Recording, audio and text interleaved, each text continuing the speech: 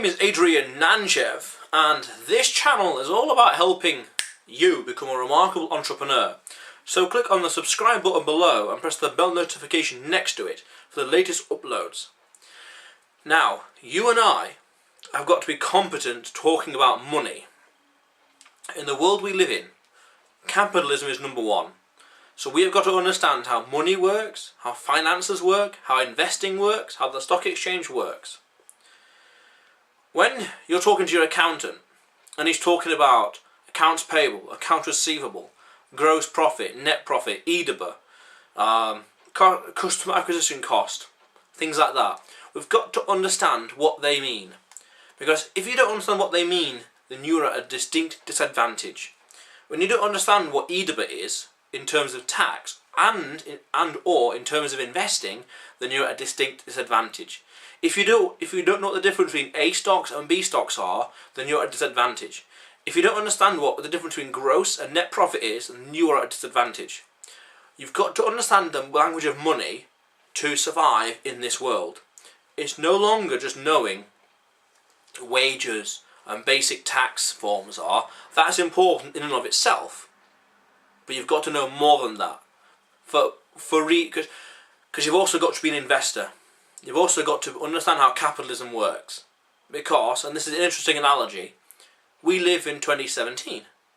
If we were alive in 1517, or 1817, or 1017, our priorities will be completely different. If it was 1017, we wouldn't live in capitalism, we would have serfdom, and we would have to be thinking about growing our vegetables and fruit, or vegetables probably, in England, and why is the Lord going to war again? And I hope the weather is good, I hope it's not going to be too cold of a winter, that kind of stuff. When you understand how money works, you then need to apply it.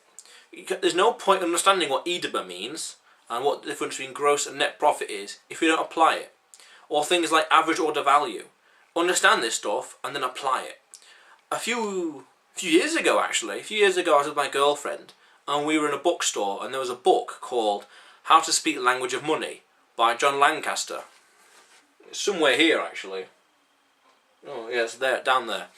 And she flicked through it, I'll never forget this, she flicked through it rather uninterestingly and she said to me then, oh, I know all this, in a dismissing tone, I know all this, I know all this, whatever. And I thought to myself then straight away, how are you applying it? I didn't say it. I don't particularly regret that, but it would be interesting to see her response. But I think now, you know this stuff, okay, she knows this stuff, but she's not applying it. I know some stuff, I know jargon and stuff like that, and words and terminology, and how am I applying it? Oh. When you understand these words, you then got to ask yourself, how are you applying it? Because it's alright knowing what the stuff means, but you've got to be competent with it as well. Oh, I know what the difference between net and gross is, but then how are you applying it? How are you demonstrating that knowledge? How are you using that knowledge to further your business or further your life? EBITDA, how are you using that as a metric to determine whether this stock or this startup or this property is worthwhile investing in? An average order value, how are you using that metric to then say we need to do this, we need to do that? How do we, change the business? What do the numbers show us? You see, human interaction is what the world is, but the numbers are, everything is quantifiable and everything can be turned into a formula. When you look at the numbers, that shows the performance, that shows efficiency, that shows you where things are going wrong, things are going right.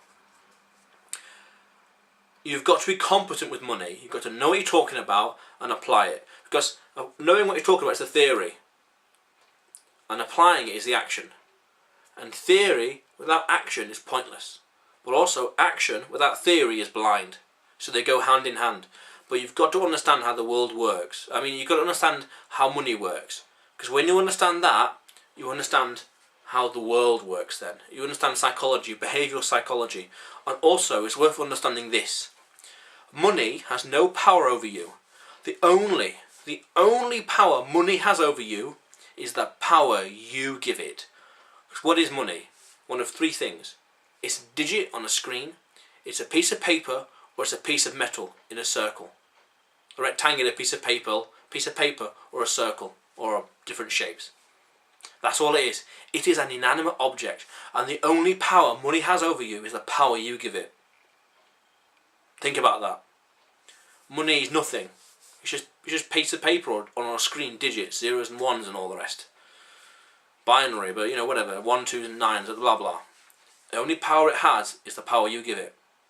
And that's important to understand from a psychological perspective as well, and confident belief, and So be competent with money.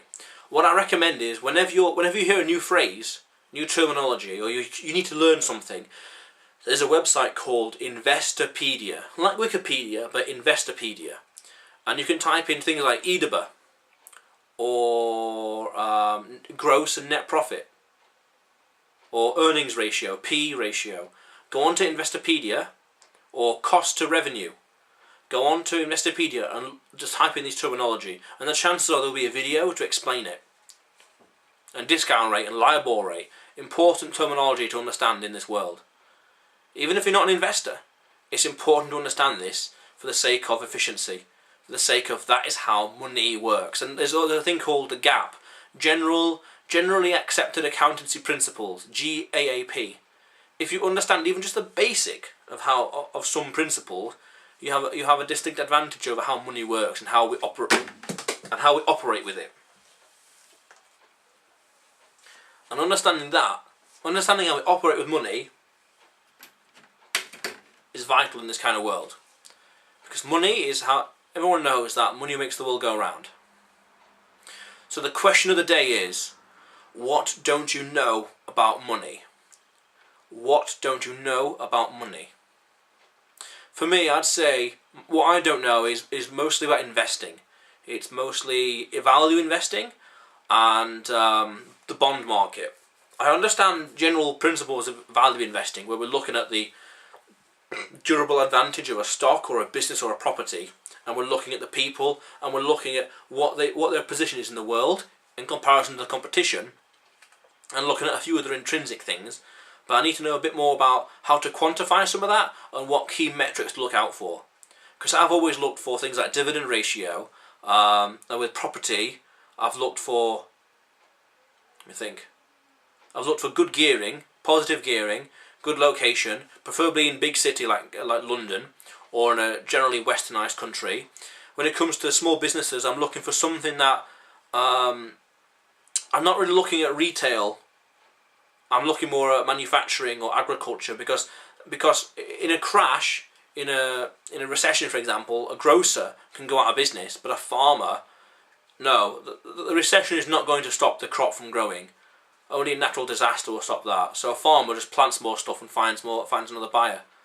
Well, a manufacturer, for example, or a mining company, for example, provided the price of the goods, the commodity is high, they can still be profitable even during crash. And other things like pharmaceuticals, utilities, telecommunications. What else is there? Some supermarkets, depending on which one, and a few other things. Technology, internet, telecommunications with regards to mobile phones. Those are some good ones. Pharmaceuticals, damn good. Try and remember what else there is. But there's a few. I need to learn this stuff. That's what I need to know. That's what I need to learn to remind myself about investing.